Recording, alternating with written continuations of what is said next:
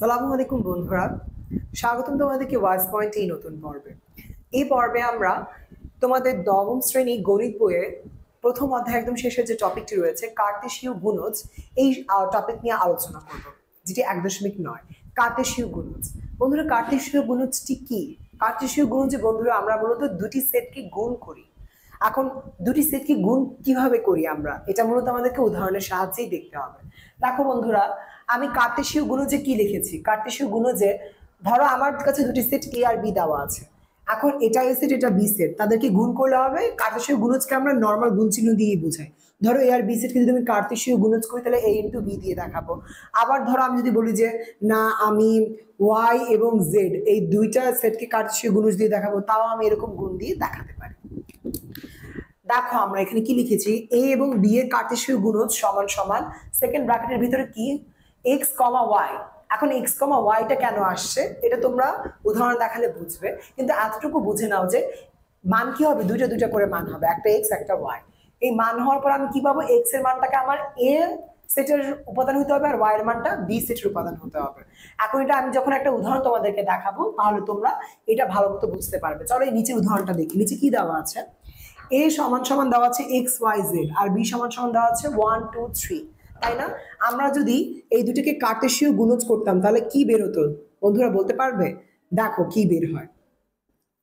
কার্টেশীয় গুণজ করার জন্য সর্বপ্রথম আমরা একটা সেকেন্ড ব্র্যাকেট দিব।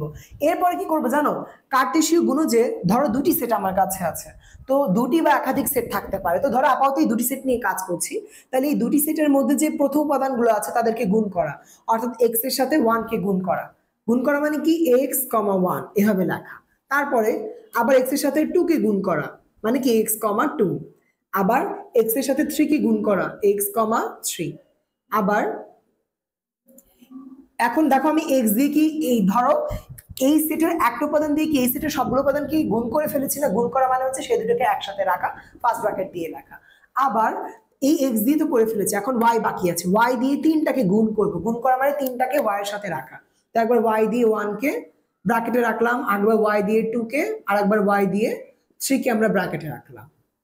এরপর আবার জেড দিয়েও সেম কাজ করবো, তাহলে জেড দিয়ে 1 কে, জেড দিয়ে 2 কে এবং জেড দিয়ে 3 কে আমি ফার্স্ট ব্র্যাকেটের ভিতরে রাখলাম। এরপর শেষে আমি একটা সেকেন্ড ব্র্যাকেট দিয়ে ক্লোজ করে দিলাম।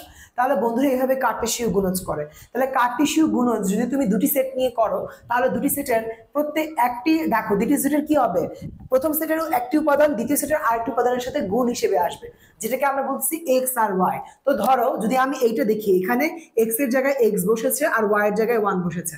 আবার এখানে যদি আমি দেখি এক্স এর জায়গায় জেড বসেছে আর ওয়াই এর জায়গায় 2 বসেছে, অর্থাৎ এরকম এক্স আর ওয়াই এর জায়গায় আমার দুটো উপাদান থাকবে। কিভাবে? দুটি ভিন্ন ভিন্ন সেট থেকে। বন্ধুরা খেয়াল করো, এই কার্টেশীয় গুণজে প্রথম যেই মানটা পাচ্ছি আমি ভিতরে ফার্স্ট ব্র্যাকেটের ভিতরে, যেমন ধরো এক্স এর জায়গায় যে মানটা পাচ্ছি সেটা কি আমার এ সেটের মান না? এ সেটের। আর ওয়াই এর জায়গায় যে মানটা পাচ্ছি সেটা কি আমার বি সেটের মান না? হ্যাঁ। আবার দেখো এখানে জেড আর 3, এই উদাহরণটার দিকে তাকাও, এই জেডটা কি এক্স সেটের উপাদান আর হচ্ছে গিয়ে সরি জেডটা হচ্ছে এ সেটের উপাদান আর থ্রিটা কি, থ্রিটা হচ্ছে আমার বি সেটের উপাদান। তার মানে এইখানে কি বলেছে বুঝতে পারলে? এটাই কিন্তু এটাকেই বোঝাচ্ছে যে এ এবং বি কে যখন আমি কার্টেশীয় গুণজ করব, আমি কি করব, দুইটা মান পাবো। যখন মানে আমি যেহেতু দুইটা সেট নিয়ে কাজ করছি তাহলে দুইটা মান পাবো, একটা কি এক্স আর একটা কি ওয়াই পাবো। এবং সেটা কি হবে, এক্স এর মানটা এর উপাদান হতে হবে আর ওয়াই এর মানটা বি এর উপাদান হতে হবে। এখানে তুমি এমন একটা দেখাতে পারবে আমাকে যেখানে এক্স এর মানটা মানে এক্স এর জায়গায় যে মানটা বসছে সেটা এর উপাদান না বরং বি এর উপাদান, কিংবা ওয়াই এর জায়গায় যে মানটা বসছে সে বি এর উপাদান না বরং এর উপাদান। এরকমটা কিন্তু আমরা পাবো না। তুমি একটা উদাহরণ ধরো, যেমন ধরো আমি যদি এই উদাহরণটা দেখি, এখানে কি আছে ওয়াই আর 1, এখানে এক্স এর জায়গায় কি বসছে ওয়াই আর ওয়াই এর জায়গায় কি বসছে 1 বসছে। আর এই ওয়াইটা কি আমার এ সেটের মান আর এই 1টা কি আমার বি সেটের মান। তাহলে দেখছো এ এবং বি সেটের মানগুলো নিয়ম রক্ষা করে চলতেছে। এ সেটের মানগুলো কি হবে, এ সেটের মানগুলো কি হবে এক্স এর জায়গায় বসবে আর বি সেটের মানগুলো ওয়াই এর জায়গায় বসবে। আশা করি তোমরা কার্টেশীয় গুণজে এতটুকু পর্যন্ত বুঝেছো। এরপরে বন্ধুরা কার্টেশীয় গুণজ সম্পর্কে কিছু স্পেশাল তথ্য দেওয়া আছে, কি কি একটু দেখে নি। কার্টেশীয় গুণজে আমাকে বলা আছে, ধরো আমি কার্টেশীয় গুণজের ভিতরে এরকম একটা মান পেলাম এক্স কমা 1, কথার কথা সেটা কি এ আর বি এর কার্টেশীয় গুণজের মান। তাহলে সেইটা কি এ এবং বি কার্টেশীয় গুণজ করলে তার অন্তর্ভুক্ত একটা ফল, ঠিক আছে? তার এলিমেন্ট।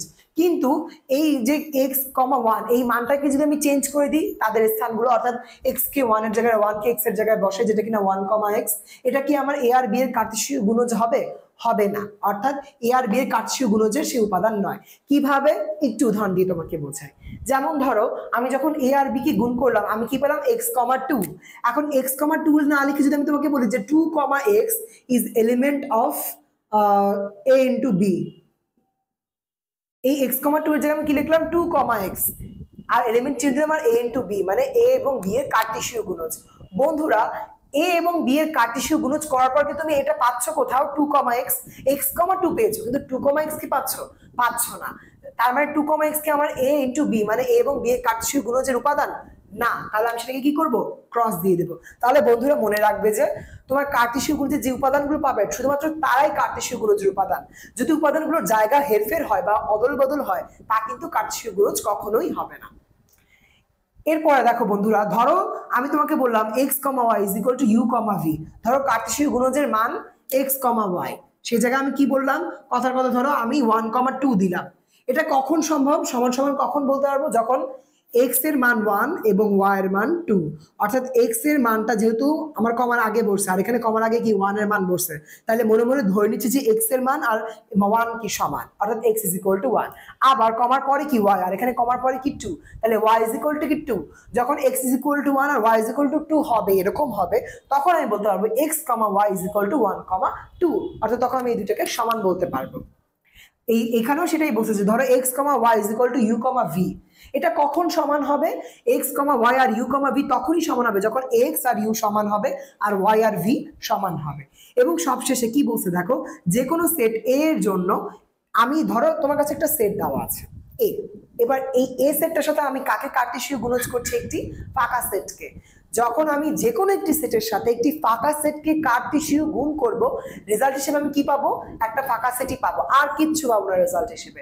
তাহলে বন্ধুরা এখন থেকে মনে রাখবে, যখন তুমি একটি সেটের সাথে যখন তুমি একটি সেট এর সাথে কার্টেসীয় গুণজ করবে একটি ফাঁকা সেটকে, তখন তুমি রেজাল্ট হিসেবে কি পাবে? একটি ফাঁকা সেটই পাবে। আশা করি তোমরা কার্টেসীয় গুণজ সম্পর্কে একটি সুস্পষ্ট ধারণা পেয়েছো।